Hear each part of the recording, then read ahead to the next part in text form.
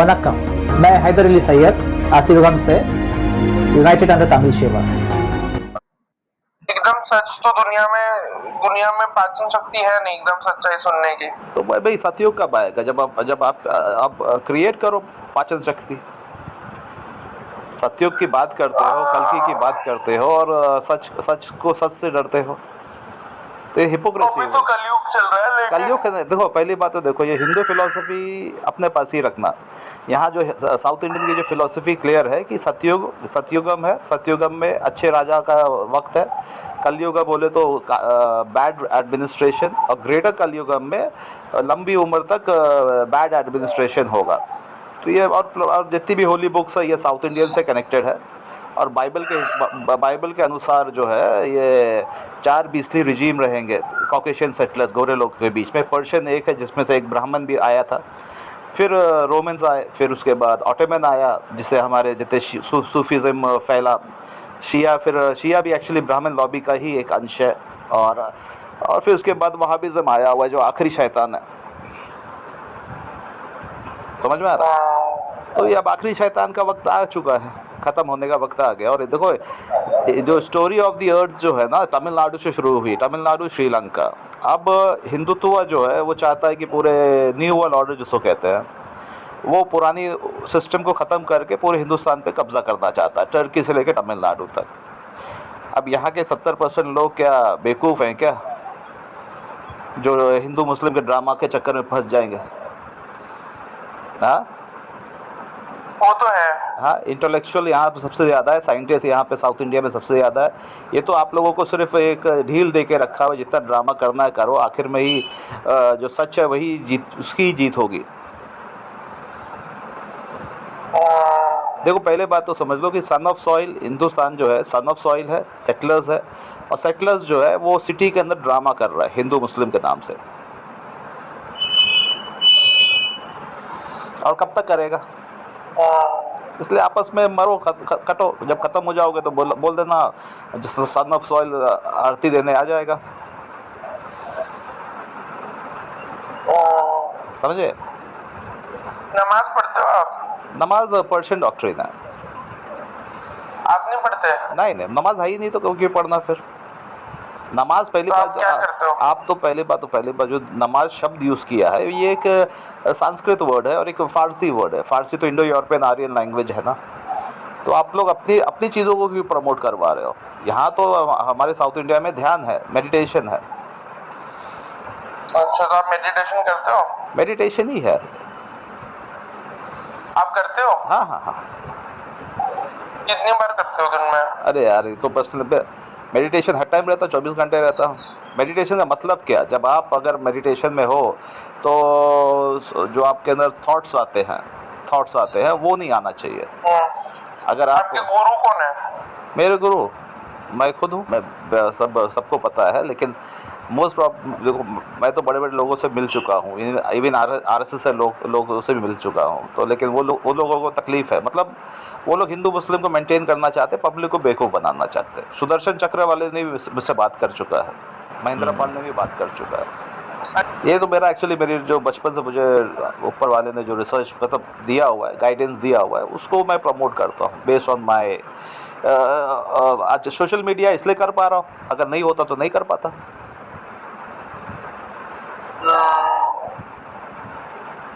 सही बात है। अगर सोशल मीडिया नहीं होता तो क्या करते हैं? ये सब बातें प्रेस वाला ना लेता, ना मीडिया लेता। मीडिया को तो हिंदू मुस्लिम का ड्रामा करना ताकि पब्लिक उसी में उलझे रहे, और ये जितने भी पॉलिटिशियन है देश को बेच करके अपना उल्लू सीधा कर ले। नहीं, पब्लिक को बेवकूफ बनाना भी तो कहीं ना कहीं जरूरी होता है। पब्लिक को कुछ तो देना पड़ेगा ना। देखो पब्लिक बेवकूफ़ नहीं है। पब्लिक बेवकूफ़ नहीं है, पब्लिक आप लोगों को ढील दे रही है। आज के ज़माने में कोई बेवकूफ़ नहीं है। हाँ, अगर आप नहीं, पब्लिक को ब्रेनस्टॉर्मिंग के लिए या टाइम पास करने के लिए आपको कुछ ना कुछ टॉपिक देना पड़ता है। नहीं, देखो पहली बात तो अगर स्पिरिचुअल हो, अगर आप स्पिरिचुअल हो तो आप लोगों को ब्रेनस्टॉर्मिंग की जरूरत नहीं पड़ेगी। पब्लिक स्पिरिचुअल नहीं होती ना सर, आपको आपको तो लगता है सभी कोई स्पिरिचुअल होता है, लेकिन पब्लिक इन जनरल स्पिरिचुअल नहीं है. That is the reality of today. Actually आप सिटी और विलेज का अगर दोनों फैक्टर लेके चलोगे ना, तो सिटी में जो लोग बसे हुए हैं वो बेसिकली लुटेरे लोग, लुटेरे और उनके स्लेव्स लोग हैं. अरे भाई जो भी लोग हों, पर majority of the population is in spiritual. That is the reality of today. You can't deny that. If you are denying that then you are hallucinating. No. This I'm seeing in a full global, मतलब Indian scale. देखो, अगर India के लोग spiritual नहीं होते ना, तो अभी तक राइट्स हो जाते, हिंदू मुस्लिम की लड़ाइयाँ हो जाती, दंगे फसाद हो जाते, खून खराब हो जाते, सन ऑफ सॉइल भी उठ के तलवार लेके मारना शुरू कर देता ये ब्राह्मण और मुल्लाओं को. तो लेकिन क्योंकि ये लैंड स्पिरिचुअल है, सब्र करने की उसकी शक्ति है, इसलिए सब्र कर रहा है. और सिटी के अंदर ये ड्रामा हो रहा है. विलेजेस में क्या भी प्रॉब्लम नहीं है, विलेजेस में क्या भी प्रॉब्लम नहीं है, सब सिटी का ड्रामा है, समझे. अगर सिटी का आप इतिहास उठा के देख लो, सब लुटेरे आगे बसे हुए हैं. और बताइए क्या नाइस यार.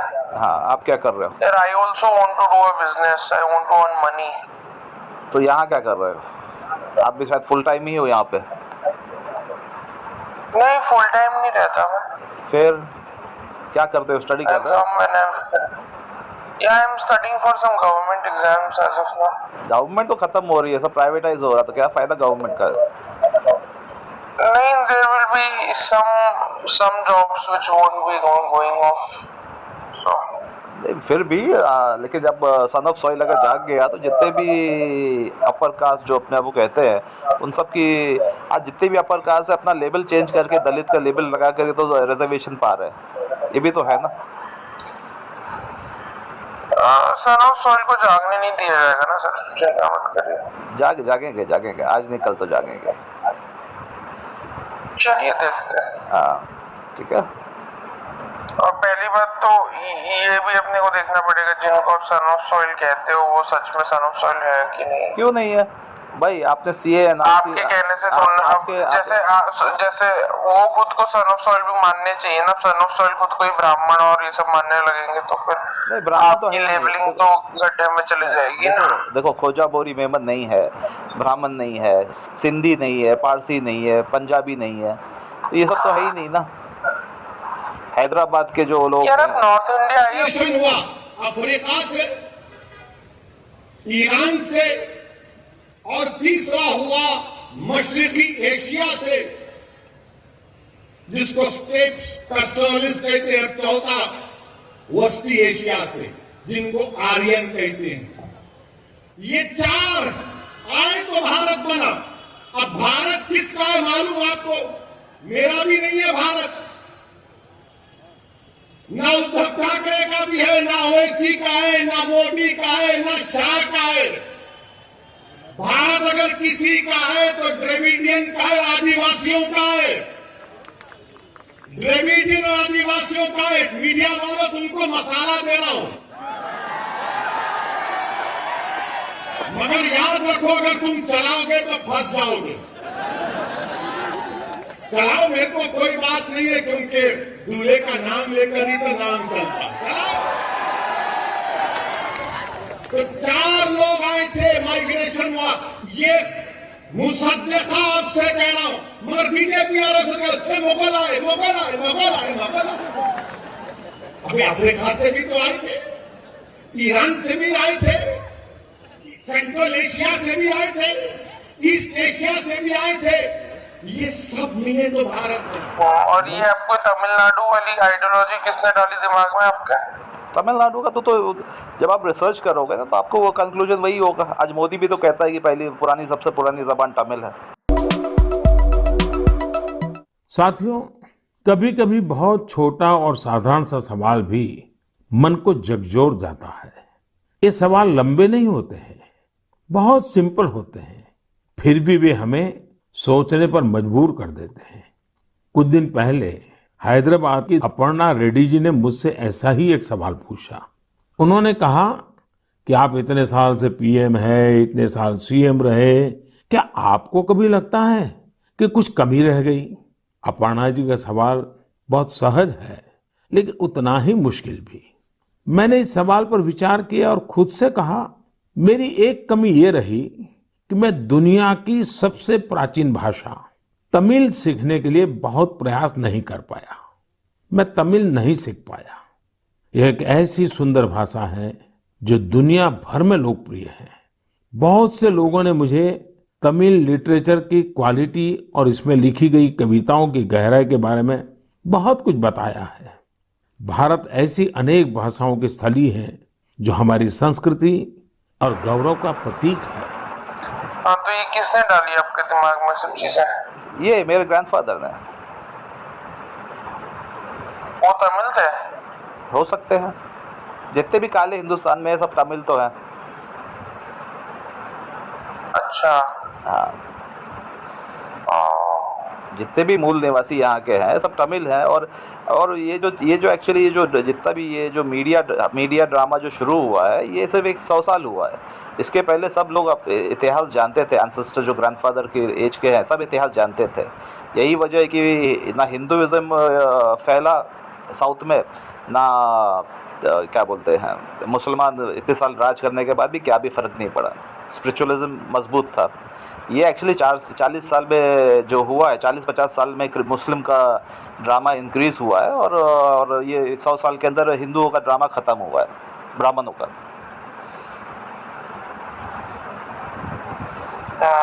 समझे? तो ये 40 साल में इनकी ड्रामा चल रहा है, नौटंकी चल रही है। कब तक चलती देखते हैं। हिंदुस्तान इतने साल, आपको क्या लगता है कब तक चलेगा? हिंदुस्तान कितने साल से राज हो रहा है? मतलब यहाँ पे स्लेव्स है, सन ऑफ सॉइल कितने साल से स्लेवरी है यहाँ पे? 2000 साल से। कितने साल से? 2000 साल से। क्यों ऐसा? अनटचेबल एरर था, ये था वो था, सबका आया कि नहीं आया? किसके वजह से आया? कॉकेशियन सेटलर्स की वजह से आया ना। तो अब हर जमाने में तो ये सन ऑफ सॉइल 2000 साल से जगह क्यों नहीं? उनको क्या भी फर्क नहीं पड़ता। ये लोग एक्चुअली वो लोग अपने स्पिरिचुअल थे। वो लोग एक्चुअली पॉलिसी क्या है, जियो और जीनो दो की पॉलिसी है। अब सामने वाला ड्रामा कर रहा है, करने तो कब तक करेगा, उसका कर्म है।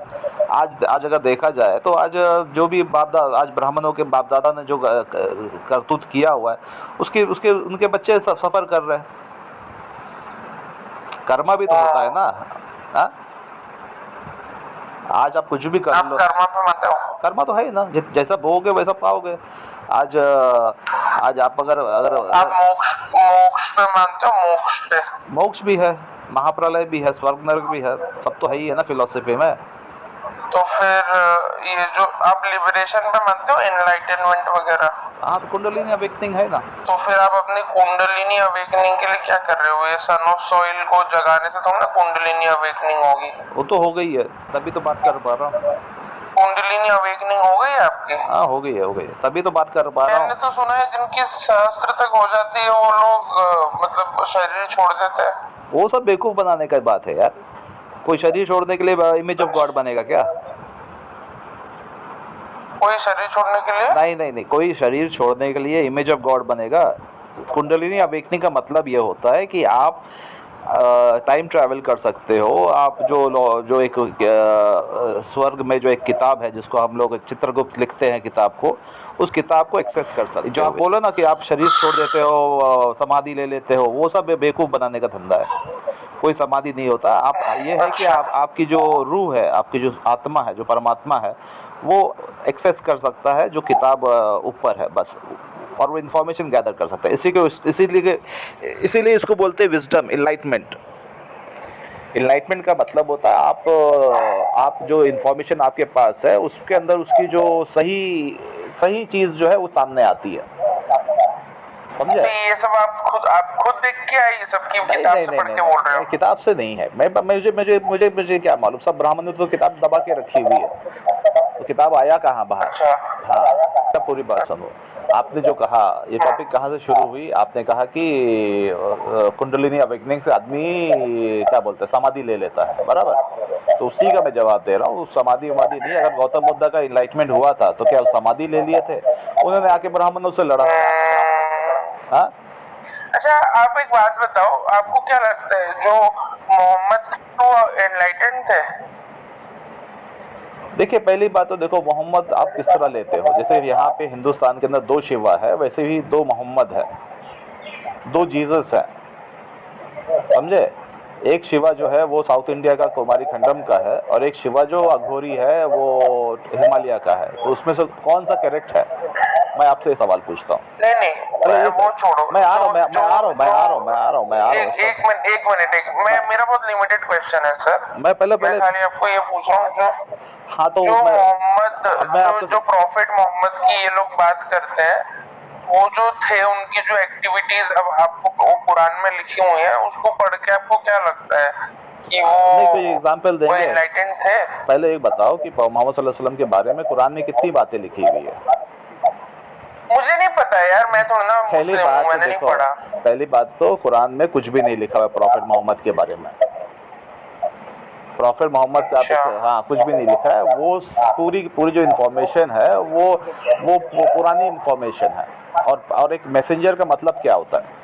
पहले मुझे बताओ, ईश्वर दूत का मतलब क्या होता है?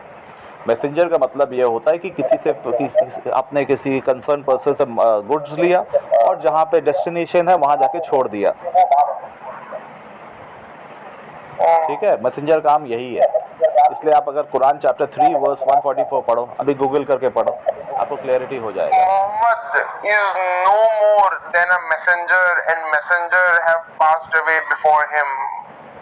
If then he were to die or be slain, will you turn about on your heels?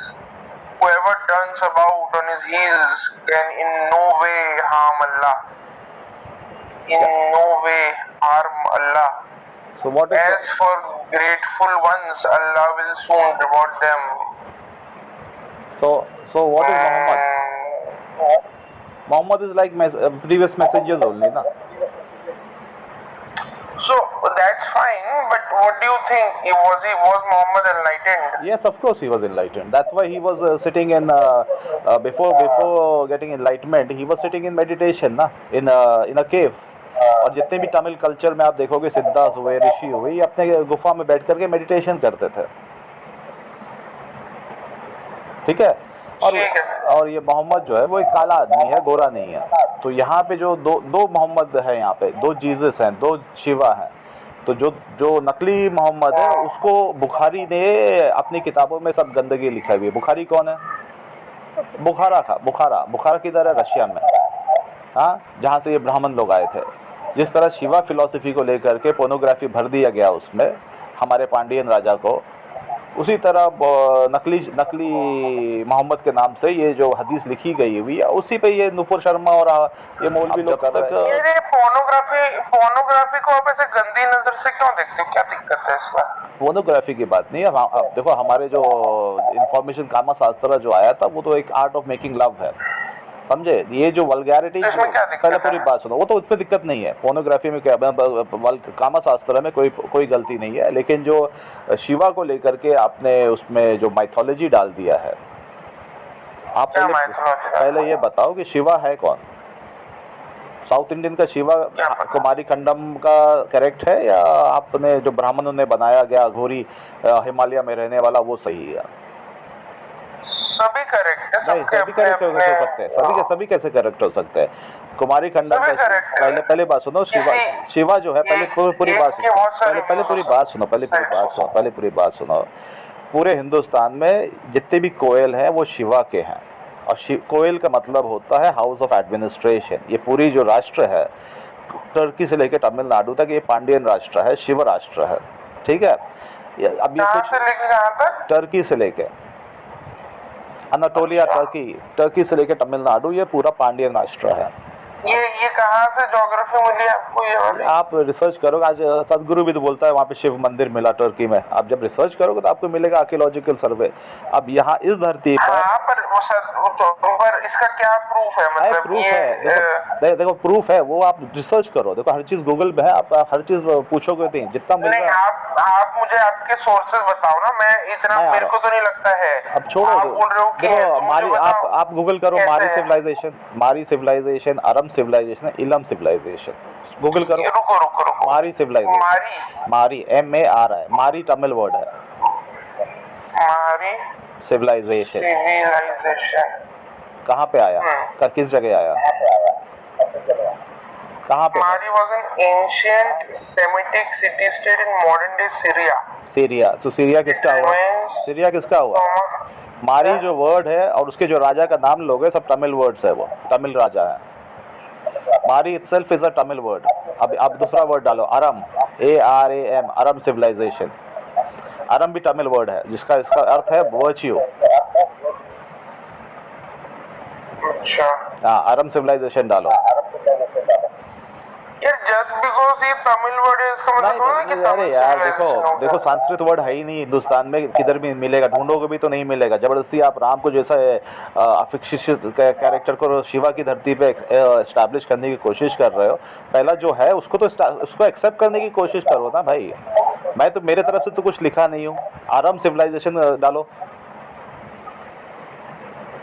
ये राम से क्या तकलीफ है आपको? राम दो, अरम पहला तो डालो ना भाई। सीरिया में तो तमिल मिल गया, अब आगे डालो, अरम डालो। अरम किधर है पहले देख लो। ARAM, Aram civilisation.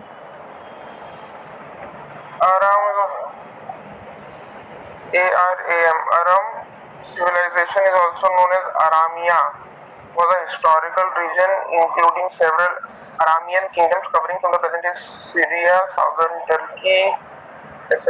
etc. तो अभी अरम से जो वर्ड आया वो अरामाइक आया। वो अरामाइक एक लैंग्वेज है जो उसको जीसस क्राइस्ट भी बात करते थे, और अरामाइक से ही अरबी आई हुई है, अरेबिक लैंग्वेज। तो सब ये एक ही ब्लड लाइन के हैं। अच्छा, इलम डालो, ELAM, इलम। इलम भी तमिल वर्ड है। तमिलनाडु, इलम, श्रीलंका को भी इलम कहते हैं। इलम डालो, ELAM, इलम। हाँ Elam civilization. हाँ, कहाँ पे है? ईरान में है। हाँ, तो ईरान भी हमारी जगह है, जिसको ये भगोड़े, ईरान। हाँ, जो गोरे शिया लोग लेके बैठे हुए, ब्राह्मण भी वहीं से आए हुए, सब हमारी धरती को कब्जा करके बैठे हुए। अब ये डालो, बलूचिस्तान डालो, बलूचिस्तान स्पिंग।